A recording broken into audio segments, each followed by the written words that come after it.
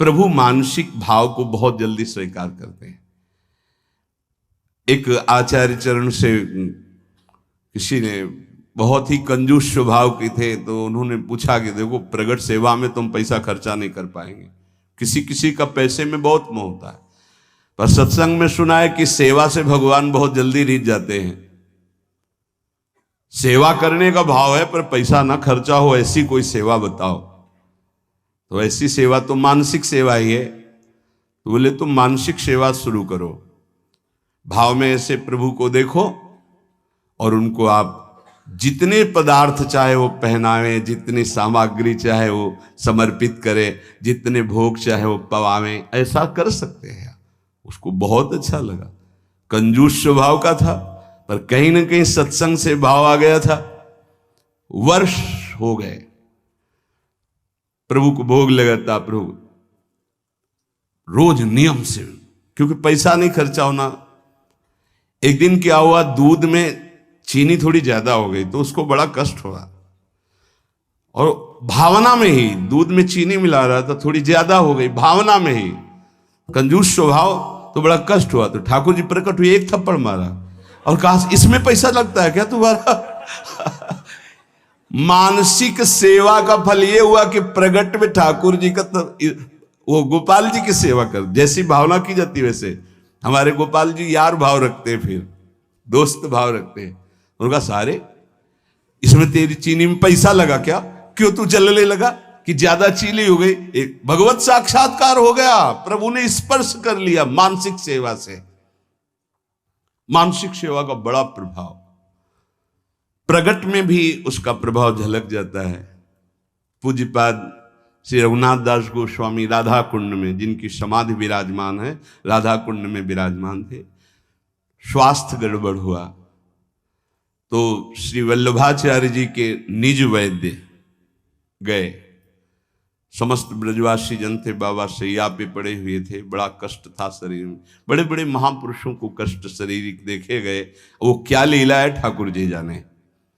वो अपने भक्तों का कष्ट लेते हैं या प्रारब्ध भोग होता है या भगवान का विधान होता है, इसका निर्णय भगवान जाने। निर्णय नहीं किया जा सकता, क्योंकि अगर प्रारब्ध की तरफ देखें तो जब भगवान को समर्पित हो गए तो संचित प्रारब्ध और क्रियमाण इतने बलवान नहीं होते कि भगवान के भक्त को पीड़ा पहुंचा सके। ये भी सिद्धांत समझ में नहीं आता। भगवान अपने भक्त को कष्ट देते हैं, ये भी सिद्धांत समझ में नहीं आता, क्योंकि इतने वात्सल्य समुद्र हैं, वो जन को सुख देते हैं, कष्ट क्यों देंगे? अब वो भक्तों का अपने कष्ट ले लेते हैं, ये थोड़ा समझ में आता है कि जो सिद्ध महापुरुष होते हैं वो अपने निज जनों को स्वस्थ और सुखपूर्वक भजन में लगे रहे, इसलिए वो ऐसा। क्योंकि हमें ये समझ में नहीं आता कि इनका कोई प्रारब्ध होगा, क्योंकि वो प्रारब्ध भस्म करने की सामर्थ्य वाले महापुरुषों के शरीरों को कोई प्रारब्ध दंड दे सके, ऐसा समझ में नहीं आता। भगवान को जो समर्पित हो गया, पीछे एक बार सत्संग में ध्यान कीजिए, सुनाया गया था कि नाम जापक में इतनी अपार सामर्थ्य है, वो प्रारब्ध को भस्म कर देता है। प्रारब्ध स्वतः ही नष्ट हो जाता है। कोई बहुत प्रबल प्रारब्ध हुआ तो वो भी उनकी अनुमति से उनके पास आता है, वो स्वीकार करना चाहे तो आएगा, अन्यथा वो भी भस्म हो जाएगा। बड़े बड़े महापुरुषों के जीवन में कष्ट, थोड़ा भेद खुलता है भाई जी के पावन चरित्र को पढ़ के, कि जब भाई जी को बहुत पीड़ा गुदाद्वार में और बार बार ऑपरेशन, फिर भी ठीक नहीं और भर्ती, तो बाबा को बड़ी पीड़ा हुई कि ऐसा क्या प्रारब्ध भाई जी का। तो श्री कृष्णचंद्र जो प्रगट भय और राधा बाबा से कहा आपका प्रारब्ध है, भाई जी का प्रारब्ध नहीं। बाबा को पता चला है मेरा प्रारब्ध है, तो सीधे भाई जी के पास गए, बोले अच्छी बात नहीं है, आपने ऐसा क्यों किया? बोले क्या? बोले आपने मेरा प्रारब्ध क्यों ले लिया? अरे बोले व्यर्थ की बातें क्यों करते हो? बोले अब बहाना नहीं चलेगा, स्वयं ये परम तत्व से बताई गई बात है, ये किसी और की बात नहीं, उन्होंने बताया कि तुम्हारा प्रारब्ध है। उनका बाबा हमको इससे कोई फर्क नहीं पड़ता, और आपकी जो अनुष्ठान पद्धति इसमें फर्क पड़ जाता, इसीलिए प्रभु की इच्छा से इसको। तो ये बात समझ जाती कि बड़े बड़े महापुरुष अपने जनों का ऐसा लीला पूर्वक स्वेग नहीं, ऐसे जो ब्रह्म स्वरूप महापुरुष हैं उनका क्या प्रारब्ध है। आकर नाड़ी पकड़ी, मानसिक सेवा की आपको बात बता रहे, पूज्य श्री रघुनाथ दास गोस्वामी जी की नाड़ी पकड़ी, आपने कढ़ी चावल ये प्रसाद ज्यादा पा लिया, किसी में आता है खीर ज्यादा पा लिया। ब्रजवासियों ने कहा है वैद्य जी संभाल के बोलिए, जब से बाबा ब्रज में आए नियम है और हमारी वाणी जी में लिखा है, ब्रज का तक्र और लोन, नमक और मठा के सिवा कुछ जीवन में नहीं पिया बाबा श्री रघुनाथ दास गोस्वामी महाराज। ऐसे महापुरुष ब्रज का तक्रलोन ब्रज को लियो परस्यो नहीं कछुआन, तक्रलोन ब्रज को लियो परस्यो नहीं कछुआन, नमक और मठा के सिवा कुछ नहीं। तो उनका हम वैद्य की छोड़ देंगे, अगर इनके उदर में अभिवमन करवाओ और कढ़ी चावल या खीर कहीं कहीं आता, अगर ना निकले तो हम वैद्य की छोड़ देंगे। हम नाड़ी पकड़ के कहते इन्होंने पाया है। तो सबको लगा क्या एकांत में ऐसा भी होता है क्या कि बाहर से नमक मठा और अंदर, तो हंस पड़े पूज्य श्री रघुनाथ दास बोले, जिस देश के हम प्रसाद को पाया उसी देश के तुम वैद्य हो। अर्थात साधारण नहीं, लीला में प्रवेश पाए आचार्य चरण के वैद्य थे। तो वैद्य जी हंस दिए। तब सबको पता चला कि मानसिक में जो भोग लगाया था वो पाया, तो प्रगट में उसका प्रभाव। अगर हम थोड़ा भी मानसिक भाव अपने ठाकुर जी के समीप करने लगे तो बहुत जल्दी लाभ प्राप्त हो जाए। 5 मिनट का है, जो नित्य सेवा में लगे उनका तो मानसिक भाव बनता ही है, उनको बनाने की जरूरत नहीं, अपने आप बनेगा। प्रगट सेवा का प्रभाव है। तो जैसे आप लोग घर गृहस्थी में हैं तो 5 मिनट 10 मिनट बैठ करके थोड़ा भोग लगाना सीखे, मानसिक भोग लगाना सीखे, मानसिक सेवा करना सीखे। जैसे मानसिक भोग लगाने में है, आप ऐसे भावना कीजिए सामने प्रिया प्रीतम विराजमान है, सुंदर चौकी जो चांदी के कवर से मढ़ी हुई, पैसा लगेगा क्या, चांदी के कवर से मढ़ी, सोने की बड़ी थाल है, छोटी छोटी कटोरियों, एक में कढ़ी, एक में ये अमुक अमुक, जितने पदार्थ चाहो ध्यान कर करके, इसमें गुजिया, ये गुलाब जामुन, ये सब पदार्थ, और फिर अपने हाथ से पवारे, प्रियाजू को पवारे, फिर लालजू को पवारे। जब लालजू की तरफ कर रहे तो हमारा हाथ पकड़ के प्रियाजू की तरफ, वो उनकी तरफ, प्रेम का ऐसा खूब आनंद लूटो। 5 मिनट अगर शुरू कर दोगे तो जन्म जन्मांतरों की मलिनता नष्ट हो जाएगी। पर ये मानसिक सेवा अपवित्र हृदय से नहीं हो सकती, ध्यान रखना। तुमको सूक्ष्म बात बता रहे हैं। अगर आप अपवित्र हृदय वाले हो तो तत्काल आपके मानसिक में ही मन गंदी बातें फेंक देगा, इष्ट के प्रति फेंक देगा। आप घबरा मत जाना। ये कई प्रश्न ऐसे एकांत में किए गए, इसलिए बहुत सावधान। अपवित्र हृदय होने के कारण जब आप श्यामा श्याम को मानसिक सेवा, तो वो गंदी बात फेंकेगा, बिल्कुल घबराना नहीं, वो गंदगी निकल, वो भले श्यामा श्याम के प्रति ही फेंके, आप डरना नहीं कि अरे अब तो हमको नरक मिलेगा, मैं बहुत पापी हूं, कुछ नहीं। ये गंदगी की एक वृत्ति है जो निकल रही है बाहर। आप अपने निष्ठा में बिल्कुल रहें, वो आप नहीं है, वो गंदगी है जो अंदर भरी हुई है। इस बात को बैठा लोगे तो विचलित नहीं होगे, नहीं बहुत से विचलित हो जाते हैं। एक ने कहा कि मैं विश्व का सबसे बड़ा पापी हूं, बड़ा पवित्र हृदय वाला है, मैं बहुत पापी हूं, मैं प्रिया प्रीतम को जब सेवा में तो मेरा मन ऐसा ऐसा, तो उनका कोई बात नहीं। अरे ये मन गंदा है तो जहां जाएगा वहां दुर्गंध है, तो आप अच्छी जगह जाओगे तो दुर्गंध ही वो फैलाएगा। ये दुर्गंधी युक्त मन की वृत्तियां हैं, घबराने की जरूरत नहीं है। आप जब भजन में बैठेंगे, मानसिक सेवा में बैठेंगे, बिल्कुल खुली बात सुन लीजिए, ये गुरुदेव पर, इष्ट देव पर सीधे गंदगी फेंकेगा। आपको बिल्कुल घबराना नहीं, कोई अपराध नहीं, कोई पाप नहीं। आप अपनी सेवा में, बहुत गंदा है ये, आप भोग लगाओगे वहीं वो गंदी बात रखेगा, वहीं गंदगी फैला देगा, वो भोग लगाने ही नहीं देगा। आप देखना, अगर आपका हृदय मलिन है, अभी पवित्र नहीं हुआ, तो ये उपद्रव रच देगा। आपको बिल्कुल नहीं घबराना, बार बार शांत होना है। आपको बार बार वही अपनी चेष्टा करनी, मैं भोग लगा रहा हूं प्रिया प्रीतम। नाम जब और वाणी गायन से हृदय बहुत जल्दी पवित्र होता है। अगर आपका आहार अशुद्ध है, गंदा भोजन, गंदा पेय, गंदा संग, गंदे आचरण, तो आप कर ही नहीं सकते, 5 मिनट नहीं कर सकते। ध्यान रखना, पहले आहार अपना शुद्ध कर लो। ये गंदे पेय जैसे शराब आदि है, मांस आदि है, ये सब गंदे हैं, इनको खाने से हृदय मलिन हो जाता है। एक बार कदम गंदगी से निकाल दिए तो दोबारा भाइयों मत रखना, क्योंकि ये जीवन बड़ा अमूल्य है। हृदय गंदा हुआ तो एक बार चढ़कर परमार्थ की तरफ से उतरने पर दोबारा चढ़ने का रास्ता ये माया नहीं देती। बहुत सावधान। 5 मिनट में तुम्हें जो प्राप्त होगा 24 घंटे साधन करने पर नहीं प्राप्त होगा। ध्यान रखना, इतना प्रभाव है मानसिक सेवा का। इसलिए कभी हम मानसिक सेवा का आदेश नहीं करते कि घबरा जाओगे, मन गंदगी फेंकेगा। आप प्रगट सेवा में लगे तो मानसिक सेवा में प्रवेश हो। पर हम फिर लगने लगा कि साहस बनाना चाहिए। 5 मिनट आप ऐसा करें, जैसे अपने लोग जब एकांत शांत समय होता है तो शांत बैठ गए और सेवा प्रारंभ हो गई। ऐसी सेवा प्रारंभ करो। क्या जाता है, सुंदर कुंज सजाया, सुंदर फूलों के गुच्छे टांग दिए, सुंदर सैया सजाई, देख रहे हैं निकुंज से गलवैया दिए, पिया प्रीतम आए और हमारी तब मुस्कुरा करके देखे, सेवा स्वीकार की, उस पर बैठ गए। अब जो मन आवे सो करो, मन आवे नाचो, मन आवे गावे, मन आवे भोग लगाओ, मन आवे उनकी लीला सुना रहे, उनका श्रृंगार कर रहे हैं, उनके आगे नृत्य कर रहे हैं, गा रहे। देखना, आप अगर रोना ना आ जाए तो कहना, आनंद की उमगन आ जाएगी। 1 पैसा नहीं लगता इसमें। और प्रगट सेवा का सही माने में फल आएगा तो मानसिक सेवा सिद्ध हो जाएगी।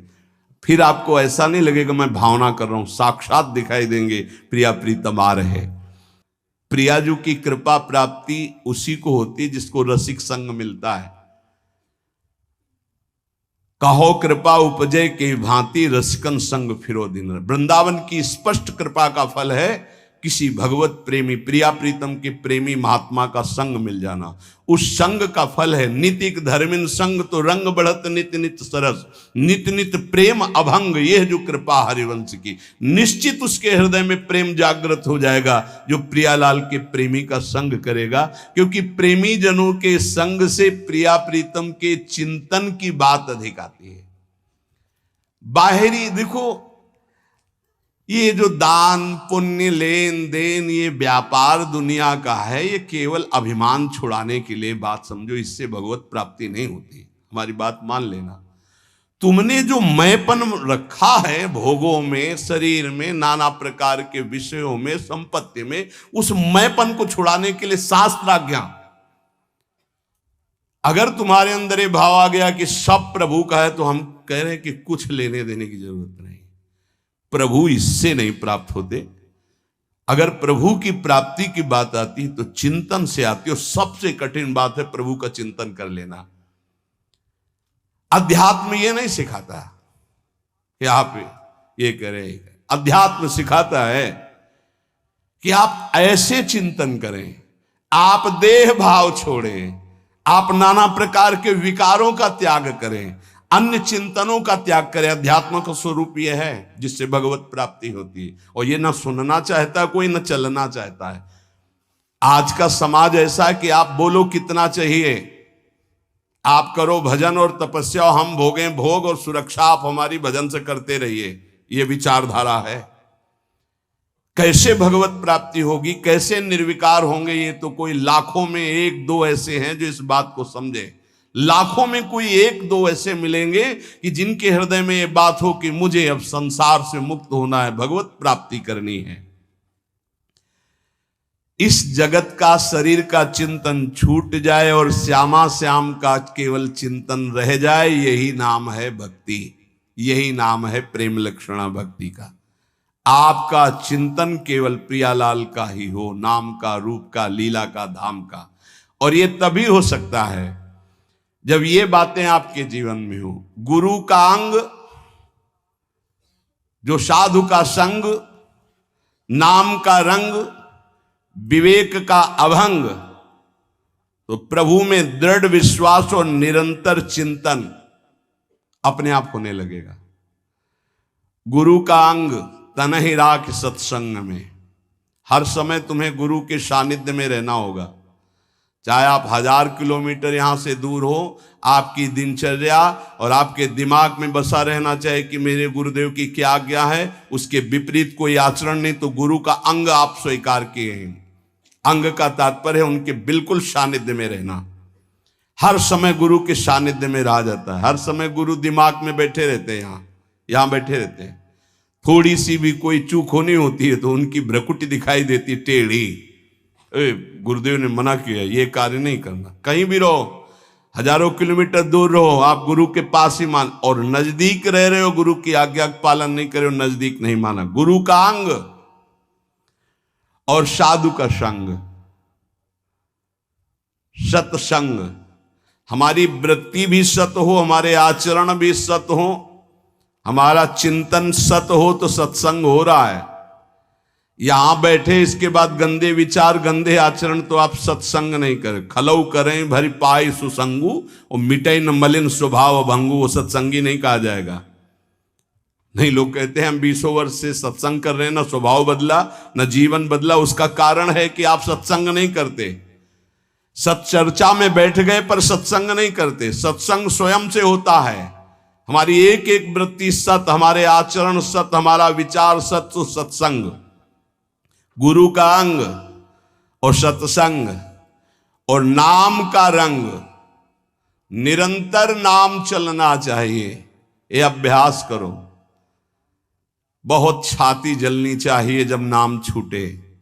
नाम छूटा कोई जलन नहीं, भोग छूटे संसार का राग छूटे ये जलन का विषय हो जाता है। ए सावधान, नाम का रंग, एक क्षण के लिए भी नाम न छूटे। और विवेक अभंग, हर समय ये विवेक जागृत रहना चाहिए कि ये तुम्हारा शरीर नहीं है, ये छूटेगा। ये मकान छूटेगा, दुकान छूटेगी, बैंक बैलेंस छूटेगा, व्यवहार छूटेगा, पद छूटेगा, तुम्हारे साथ इनमें से एक भी नहीं जाएगा।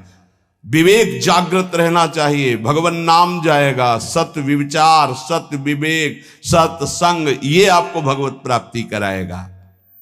अनेक जन्मों के जब पुण्य एकत्रित होते हैं तब साधारण भक्ति शुरू होती है। घर गृहस्थी में जैसे साधारण कुछ 40 आप पढ़ ली, कुछ पूजा, ये अनेक जन्मों के जब पुण्य एकत्रित होते हैं, कई जन्मों की जब ऐसी भक्ति होती है तब श्री कृष्ण की तरफ आकर्षण होता है। जन्म जन्मांतर सहस्त्राणाम कृष्णे भक्ति प्रजायते। साधारण भक्ति कई जन्मों से होती चली आई, तब जाके कृष्ण भक्ति मिलती है। और कृष्ण भक्ति से जब श्री कृष्ण प्रसन्न होते तब राधा नाम और राधा चरणारविंद की भक्ति मिलती है। ये परम विश्राम स्थल है। पर इस भक्ति में विषयाशक्ति बहुत बाधक है, क्योंकि ये सीधे प्रेम भक्ति है वृंदावन की। बिना विषयाशक्ति नष्ट हुए भगवत प्रीति का प्रादुर्भाव नहीं होता। जब तक प्रीति नहीं तो प्रिया प्रीतम बहुत पराये लगते हैं। देखो श्यामा श्याम लगता है तुम्हारे, अभी किसी रिश्तेदार का नाम, पुत्र का नाम, परिवार, तुरंत हृदय के हाँ मेरे। अगर राधा नाम, प्रिया प्रीतम का नाम सुनते ही जैसे किसी रिश्ते नाते, पुत्र पति आदि की कोई बात करे तो एकदम लगता मेरे। ऐसे जब इतना ही लगने लगे मेरे, तो समझो कि अब कुछ रंग आ रहा है। लेकिन प्रभु की बात तो पराई जैसी लगती, संसार की बात अपनी लगती है। इसीलिए एक और संपूर्ण संसार के संबंध भोग और एक और प्रिया प्रीतम है। चयन करो तुम किससे प्यार करते हो, संसार के संबंधों से या प्रिया प्रीतम से। अगर प्रिया प्रीतम से, तो तुम्हें संसार के संबंधों का अंदर से त्याग करना होगा। ये बहुत सहजता से हो जाएगा यदि साधु संग होता रहा, बहुत सहजता से वहीं रहोगे। भेष परिवर्तन की जरूरत नहीं है, स्थान परिवर्तन की जरूरत नहीं है, उद्देश्य परिवर्तन की। जहां उद्देश्य हुआ श्यामा श्याम की प्राप्ति को, वहीं आपके अंदर समस्त संबंध जो मायाकृत हैं आप देखोगे ढीले हो गए, वो कटने लगे। साधक को इस युद्ध में अकेले संपूर्ण संसार से युद्ध करना है। ये बड़ा सूक्ष्म विषय है, बार बार इसीलिए कहते हैं। हर व्यक्ति हमारे चिंतन को खींचता है, खास बात है, चाहे वो द्वेष से या हो चाहे या राग से हो, वो खींचता है हमारे चिंतन को।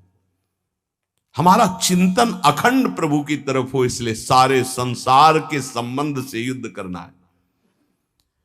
ये कला सीखनी होगी कि मिलना है, बात करना है, लेकिन हमारा संबंध किसी से नहीं, भगवत भाव से मिलना है, खूब प्रीति भाव से मिलना है, लेकिन अंदर उनके राधा वल्लभ लाल देखोगे तो बच जाओगे, चिंतन तुम्हारा कोई नहीं चुरा पाएगा।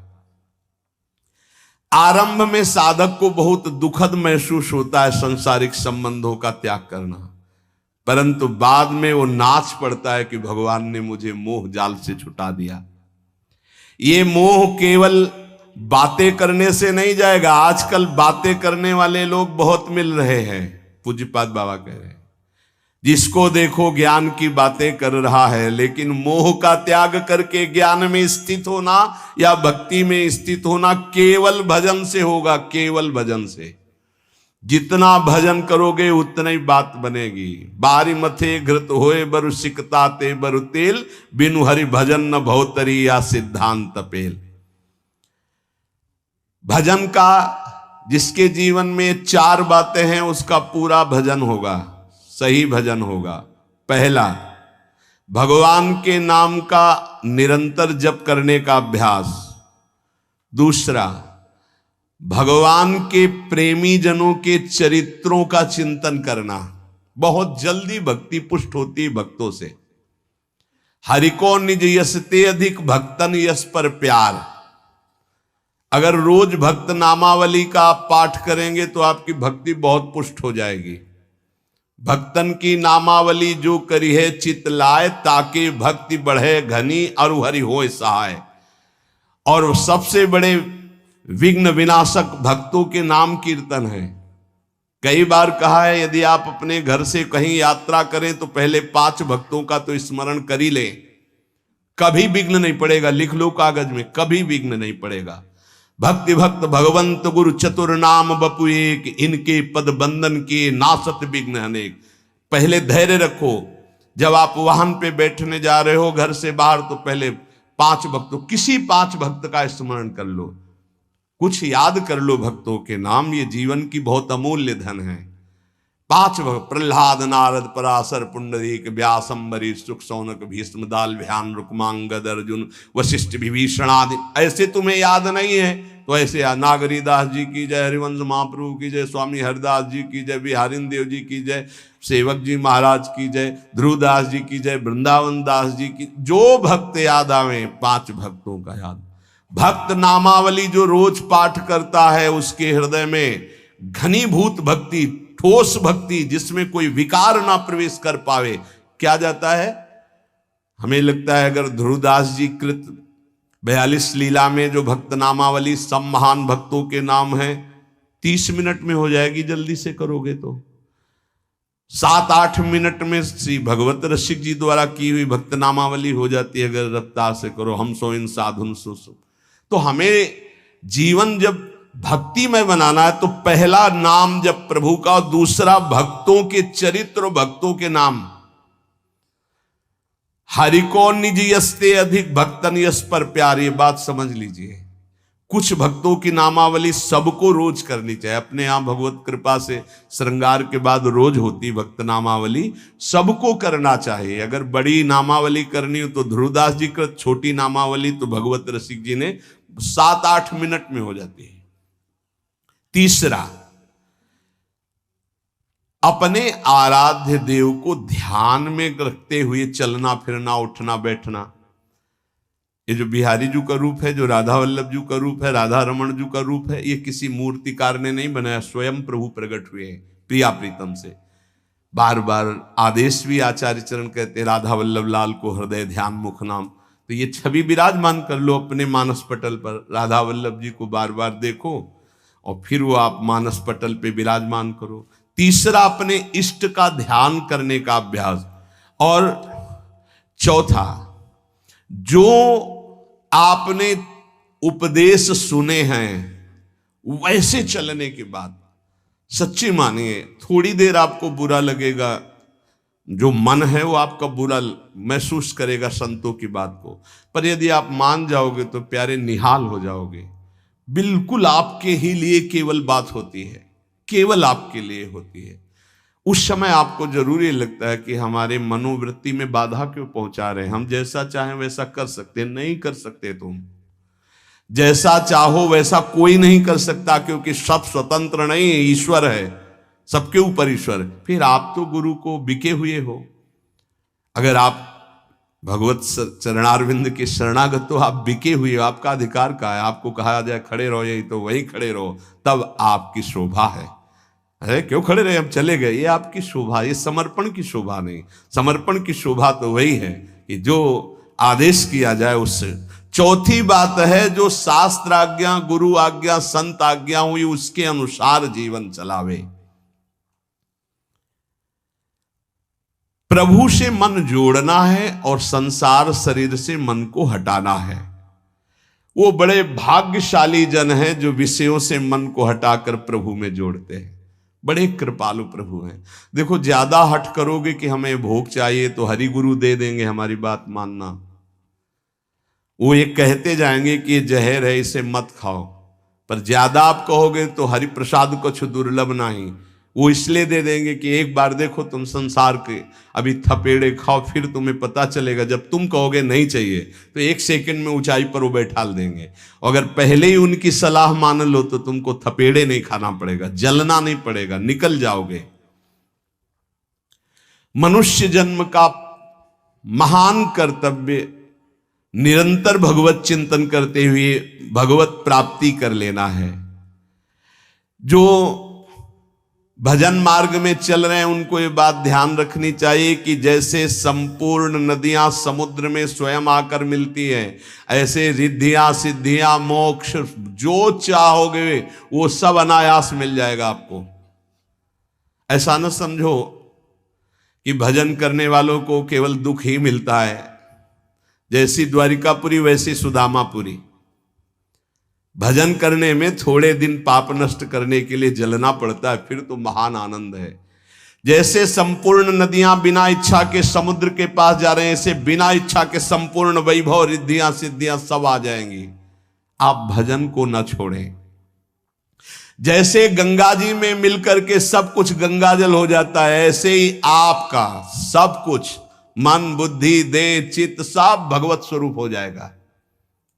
जिस समय भगवत चिंतन करते करते तदाकार वृत्ति हुई, शरीर भी परिवर्तित हो जाता है। देखो, दूसरा शरीरधारी कीड़ा दूसरी जाति का दूसरे शरीर का लाके भृंगी अपने घरौंदे में पैक करता है और उसको ऐसे डंक मारता है और भन, वो उसका भयवश चिंतन करते करते उसी शरीर से भृंगी कीड़ा बन जाता है। तो तुम प्रेम से चिंतन करते करते अगर भगवदाकार हो गए तो तुम्हारा देह भी ब्रह्म स्वरूप हो जाता है। जो भगवत प्रेमी महात्मा है उनका शरीर चिदानंद में होता है, पांच भौतिक भाव खत्म हो जाता है, उनका शरीर भी ब्रह्म स्वरूप हो जाता है। ये बात श्रद्धाहीन तर्कवादियों को समझ में नहीं आएगी, ये श्रद्धावान को समझ में आएगी कि शरीर भी ब्रह्म रूप हो जाता है। अतः निरंतर नाम जप के अभ्यास बल से राग द्वेष रहित होकर के विधि निषेध रूपी भवसागर से पार हो जाओ। लोग पूछते हैं कि हमें भगवान कैसे मिलेंगे, हम पूछते हैं कि ईमानदारी से भगवान को चाहते हो तुम कि मिलना। एक दिन एकांतिक में ऐसे कहा था कि अगर सच्चाई से वृंदावन में बैठे हो, कहा जाए कि अभी तुमको वैकुंठ ले चलते हैं, तुम्हारा शरीर छोड़ना होगा, मरना होगा तुमको, अभी चलो, कहे तैयार होंगे। बहुत भगत होंगे, श्रद्धावान होंगे तो कहेंगे एक हफ्ते, एक महीने का समय दे दीजिए, घर में पूरी लिखा पढ़ी करके सब आ जाएंगे, फिर आप ले चलो। प्रेमी तो मरकर भगवत मार्ग में चलता है, उसका किसी से कोई आंतरिक राग नहीं होता। बाबा कह रहे कौन चाहता है भगवान से मिलना? मिलने की जिसके अंदर चाहत पैदा हो गई उसको ये पांच चीजें अच्छी नहीं लगती। विषय भोग, निद्रा, हंसी, जगत प्रीति बहुबात। अगर ये अच्छा लग रहा है तो नाटक कर रहे हो, मिलने की चाह पैदा नहीं हुई है। ये चार बातें बड़े पुण्य से किसी महान हृदय में जागृत होती है। भगवत भक्तों का भगवान से भी बढ़कर आदर करना और सब साधनों से श्रेष्ठ भगवान नाम में दृढ़ विश्वास प्रीति हो जाना। दूसरा, सबसे पहला है भगवत भक्तों में मोते अधिक संत कर लेखा। भगवान के सातों सब मुहिमे जग देखा, मोते अधिक संत जाने संत अनंत समाना। भगवान नाम के बराबर कोई साधन नहीं, ये दूसरा। भगवत सेवा के बराबर कोई सिद्धि नहीं, तीसरा। और भगवान के प्रेम के बराबर कोई साधना का फल नहीं। भगवत प्रेम इस समस्त साधना का।